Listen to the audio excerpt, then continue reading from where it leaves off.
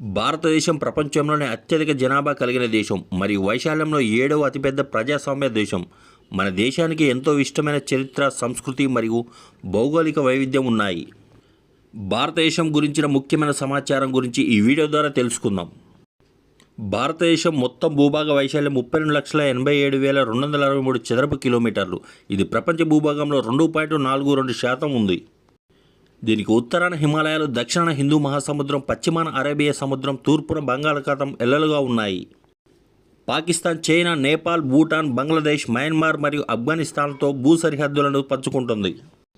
భారతదేశం ఒక సార్వభౌమ, సౌమ్యవాద, లౌకిక, ప్రజాస్వామ్య రిపబ్లిక్ దేశం. ఇక్కడ పార్లమెంటరీ వ్యవస్థ అమల్లో ఉంది.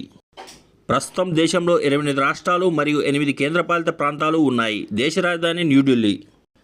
హిందూ, బౌద్ధ, జైన, సిక్కు మతాల పుట్టినిల్లు. వందలాది భాషలు మరియు విభిన్న ఆచారాలు ఉన్నప్పటికీ ప్రజలంతా ఇక్కడ కలిసిమెలిసి జీవిస్తారు.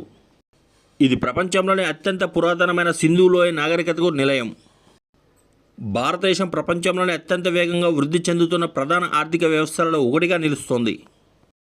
ఇలాంటి మరెన్నో దేశాల గురించి తెలుసుకోవడానికి మా ఛానల్ సబ్స్క్రైబ్ చేయండి. Thank you for watching.